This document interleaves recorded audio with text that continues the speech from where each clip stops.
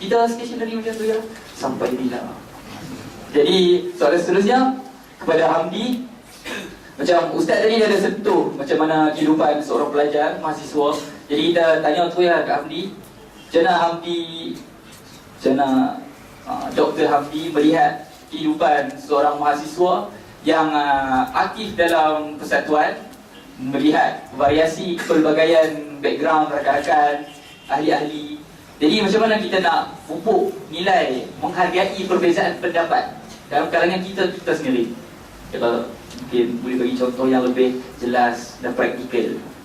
Persilakan. Bismillah, salatu wassalamu ala rasulillah wa ala alihi wa sallam. Sama kepada Ustaz, sesuatu itulah. Soalan kedua berkenaan dengan bagaimana kita, rasa soalan ini lebih kepada realiti ya, bagaimana kita di dalam perubatan khusus kita di sini sebagai ahli perubatan ataupun sebagai mahasiswa sains kesihatan di Mesir. Baiklah, kalau khusus kalau kita datang, kita baru sampai, ini pandangan kata sila Ana dia tanya berkenaan di dalam persatuan ataupun kita sebagai ahli perubatan di dalam persatuan. Ana menjawab, kalau berkenaan dengan perubatan atau persatuan ni, dia kena melihat kepada dua aspek. Yang kedua, dia sudah ahli, kemudian dia sudah pimpinan. Yang pertama, kita dah sudah ahli, kita kena faham bahawa kita perubatan atau persatuan ini disupamakan sebuah bahtera yang besar. Dan kalau kita baru-baru sampai pun, anda secara peribadi datang-datang, kita melihat perubatan ini sebuah persatuan yang punya ahli yang ramai. Kemudian, sebagai Ustaz pun dah sebut bila mana kita ramai, mana mungkin semua orang minat main bola, mana mungkin semua orang minat bercakap soal agama saja, mana mungkin semua orang minat menulis katanya, mana semua orang minat pasal motor sebagai contoh. Maka di sana punya kepelbagaian yang tertentu. Dan anda melihat perubatan punya kesyumulan ini yang mana ahli sepatutnya manfaatkan. Kita patut manfaatkan secara optimal. Secara optimal menggunakan perubatan untuk mendapatkan manfaat kepada diri kita dan secara semua orang. Pada masa sama jangan lupa untuk memberi manfaat bersama. So, jadi tidak timbullah masalah kita sepatutnya tak nak kepada perubatan ataupun perubatan ini punya kelemahan yang mana tak patut. Maka kita tidak perlu kepada perubatan. Kita tidak perlu berada bersama-sama sahabat di dalam perubatan dan perlu kepada yang lain. Ini bukan anda tidak bermaksud untuk menafikan yang lain, tidak sama sekali. InsyaAllah anda cuba terangkan. Dan kita melihat bahawa kalaulah kita faham persatuan ini dia pastinya tidak akan sempurna. Pasti yang mana-mana persatuan pun tidak akan sempurna, mesti ada kekurangan. Dan kita selaku ahli, pandangan seorang ahli, mestilah cuba menampung, sama-sama menampung kelemahan yang ada tersebut. Dan bagaimana yang moderator pun dah sebut, tak sama, sudah tentu tidak sama. Bila kita sebut dari sudut ahli, tentulah tidak sama melihat daripada bawah, melihat ke atas. Dan tentulah tidak sama pimpinan yang kita panggilkan helikopter view sebagai contoh sudah tidak sama atas melihat kepada bawah. So, kadang-kadang sudah tentu yang betul ni yang berada di bawah, kerana ahli lebih faham apa kehendak ataupun apa yang diinginkan oleh sama-sama ahli, yang mana kadang-kadang pimpinan terlepas pandang sebagai contoh. Maka apa yang perlu kita lakukan dalam mendapati ikhtilaf atau mendapati perbezaan pendapat, khususlah kalau kita contoh, kalau kita berlaku, kita rasa benda ni lebih baik, tapi kenapa pimpinan buat macam ni? Maka sepatutnya pertama bila berlaku je apa-apa isu sahaja pun, pertama ini yang kita buka kepada perbincangan secara dialog ataupun bertanya pendapat ataupun secara bersemuka untuk selesaikan. Kadang kita masalah kita suka, ini anda bercakap jangan anggap anda sebagai pimpinan perubatan anda anggap sebagai tahun 1 dan tahun 2 dahulu tidak pegang jawatan. Kita kadang-kadang kita suka hanya berkata-kata di belakang, kemudian langsung tidak memberitahu kepada orang yang selayaknya untuk membuat perubahan. Tapi kita pada masa yang sama bahkan menampakkan lagi kekurangan-kekurangan yang ada.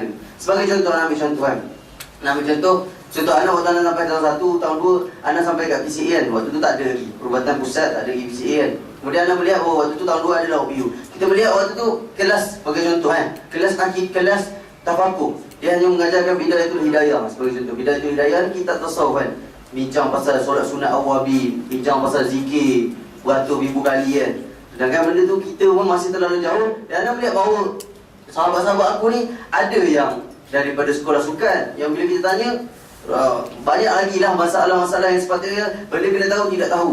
Dan majoriti kalau Azhar kita tahu Azhar ni banyak daripada batch, dan sekarang sudah 1000 lebih ahli Lagi dah macam-macam, ada je yang seluar pendek tu kadang-kadang masih lagi benda yang biasa. Masih lagi benda biasa, naik motor kita berjumpa, tapi kita tegur kita tegur, maknanya tegur Assalamualaikum, kita tegur tidaklah, kita percikkan diri. Dan maka kita waktu tu anda melihat bahawa kenapa tidak diajarkan kelas-kelas yang sepatutnya patutnya berbincang pasal akidah, yang patutnya berbincang pasal fiqh ataupun hukum hakam. Tapi kenapa bila itu hidayah? Maka anda pun suarakan ketika itu, anda suarakan ke pimpinan pusat. Waktu tu anda suarakan kepada, tak sebut nama lah.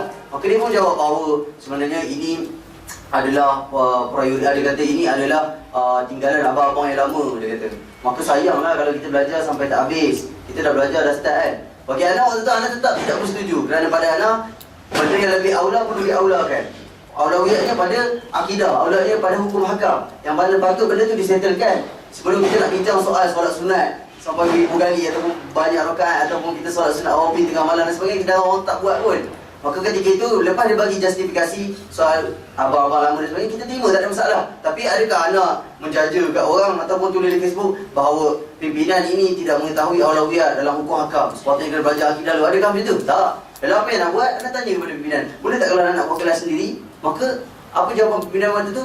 Dibenarkan, bahkan diberi guna markas. Kami membuat sendiri, anak bersama sahabat-sahabat BASH melaksanakan kitab Aqidatul Awam dan juga kitab tak ingat anak Bulughul Maram waktu tu. Maka ketika itu kita buat tanpa nama perubatan. Bukan nak suruh galakkan buat tanpa nama, maknanya ketika itu perubatan bagi. Cumanya dia tidak membagi, tidak menyusun benda itu sebagai dalam dia punya takwim. Iaitu kaitan dia dengan ahli. Anda sebut contoh itu supaya kita nampak bahawa kita ini, kalau kita rasa suatu benda itu penting, kita suarakan. Pertama kita suarakan dengan cara yang terbaik, dengan cara yang berakhlak, cara yang beradab. Kemudian kalaulah kita rasa sepatutnya benda ni buat walaupun tidak diterima, kita cuba bincang ada tak jalan lain untuk kita melaksanakan perkara tersebut. Kita kadang-kadang kita cuma hanya jadi seorang yang suka. Kita kadang kita kena tanya balik diri kita. Bila kita membesarkan sesuatu tu, adakah kita benar-benar membesarkan sesuatu tu untuk kebaikan? Adakah kita benar-benar nak mencari keadilan ataupun kita mencari kebenaran? Ataupun sekadar kita ni na'udzubillah sekadar tunjuk kita hebat, ataupun kita sekadar suka memprovokasi dan sebagainya, sedangkan benda itu tidak sepatutnya.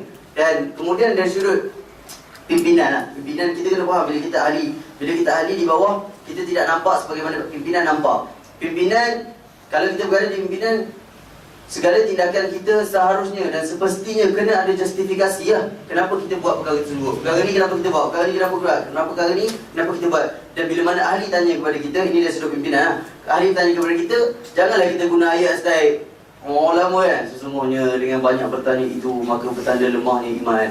Jangan buat macam itulah pimpinan. Sepatutnya bila mana kita buat sesuatu, mesti kita dah mesyuarat. Kemudian mesti kita melihat bahawa itu adalah prioriti ataupun aulawiyat yang kita rasa peringkat persatuan, kita pimpinan merasakan secara overall kita lihat itu paling penting. Maka kita kena bagilah jawapan kepada ahli.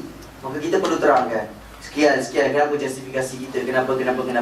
Dan sebagai contoh kan, kadang kita bab berbeza pendapat ni kan, bab ikhtilaf, sebab kita perlu kaitkan. Kalau tidak jadi macam anak macam bercakap seolah-olah di program ahlan pula. Kalau nak cakap perbuatan macam ni kan. Kalau kaitan dengan ikhtilaf ni sahabat-sahabat, kita perlu melihat bahawa tidak semua perkara perlu kita macam itulah, macam Ustaz cakap kan. Kita perkara ikhtilaf ni, pada perkara-perkara usul kita perlu lihat juga. Walaupun pada perkara furuk pun, walaupun kita rasa perkara tu boleh kita bersalah pendapat dan sebagainya, kalau dalam konteks persatuan atau perubatan atau pimpinan, tidak semua perkara itu perlu didahulukan dahulu. Sebagai contoh, nak bagi contoh kan.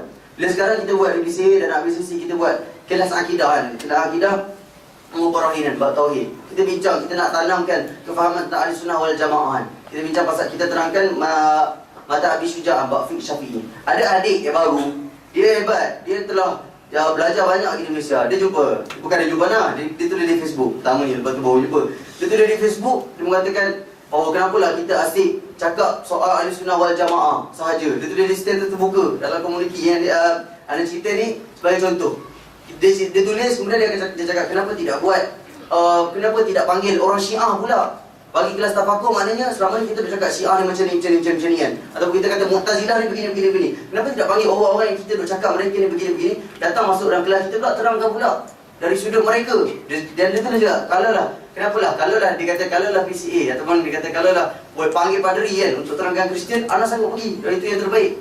Maka kalau kita pimpinan, kita cuba fikir dalam keadaan ahli masih lagi bermasalah dari sudut, maknanya kita tahu backgroundnya tidak ada background agama. Sedangkan benda pertamanya, ilmu ni sahabat-sahabat kita kena tahu kan, dia ada martabat dia, ilmu wajib belajar. Kemudian barulah dia turun. Tidak terus lahir baby, ilmu wajib belajar, medicine ataupun kuliah perubatan. Kena tahulah benda tu. So kita pun terang kat dia. Kalau kita pimpinan, Kita melihat benda tu, kalau lah kita hanya fikir secara kita punya intelek lah, kita kata kita intelek, betul juga. Kenapa kita tak panggil padri terangkan pula pasal Kristian mengikut pandangan dia. Kemudian sebab ada orang sebut macam ni, dia kata kalaulah kita tidak rasa ikan, macam mana kita nak tahu ayam tu, kalau kita duk rasa ayam je, kita tidak pernah rasa ikan, macam mana kita nak tahu yang ayam ni betul-betul sedap dari ikan? Seolah-olah semua benda yang berbeza tu kita perlu rasa. Nampak tak? Sedangkan pada masa yang sama, aulawiyat dia perlu faham dulu akidah Ahlussunnah wal Jamaah sebelum kita nak kenal firqah-firqah yang lain ni.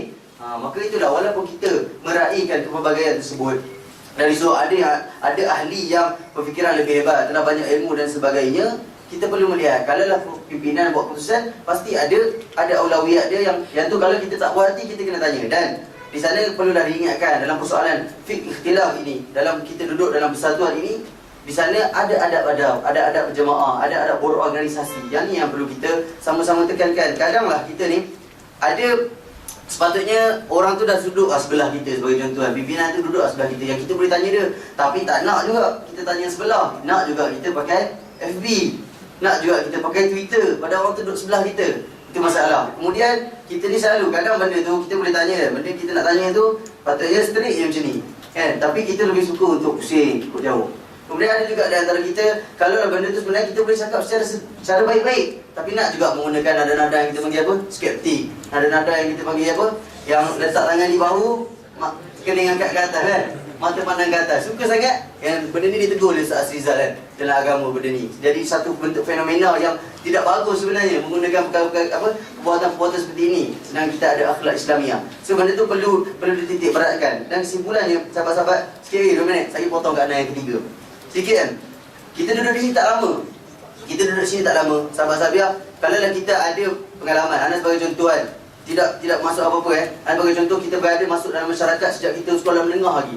Kita telah mula jadi imam, kita telah mula jadi khatib, kita telah mula organize program untuk masyarakat kampung. Dan kita berhadapan sendiri, teruk berpecah. Berpecah mereka bukan berpecah sikit-sikit. Berpecah mereka bukan sekadar sepatutnya bincang buku ni dulu, tapi kita bincang buku lain. Tak, mereka berpecah dengan teruk sehingga di masjid, sehingga di contoh kalau kita buat suatu program yang apa-apa saja program, kadang dari sudut, kalau lah orang ni datang dulu, yang orang lain tak nak datang lah. Kalau geng ni datang dulu, geng ni takkan masuk campur. Kalau contoh kalau makcik-makcik, kalau geng ni pergi dulu untuk masak, untuk contoh laporkan raya haji sebagai contoh kan, maka geng-geng yang satu lagi takkan masuk.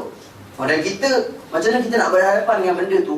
Kalau lah benda-benda kecil kita dalam persatuan kita duduk dalam komuniti kita kecil, perbuatan 1000 lebih ni pun kita tak mampu nak mendapati. Kita jadi orang yang mudah sangat emosi, mudah sangat exaggerated. Macam mana kita nak jadi orang yang agent of change dalam masyarakat? Dan sahabat-sahabat sekali lagi ulanglah, peluang yang kita ada dari sini, dalam kita punya perubatan, gunakanlah, manfaatkanlah, ambil manfaat sebanyak mungkin. Mana kurang, kita sama-sama baiki. Dan anak secara mudah kita sama-sama faham, perubatan sentiasa terbuka untuk mana-mana saja orang untuk berada dalam perubatan. Dan kita tidak pernah menutup sebarang pintu kerjasama. Kita sentiasa menggalakkan benda-benda baik untuk sama-sama ta'awun alal birri wa taqwa. Semuanya kita je lah macam mana kita nak merealisasikan perkara tersebut. Dan bersempena dengan tak lama lagi nak jawab pilihan raya kan, kalau kita betul-betul ada benda yang dari dulu kita memang tak puas hati je dengan perbuatan sebagai contoh ni, ada benda kita nak bawa, kita ada laluan dia lah, silalah bertanding lah kan. Lah kata nak bertanding kan? Tak. Jadi itu saja, wallahu a'lam.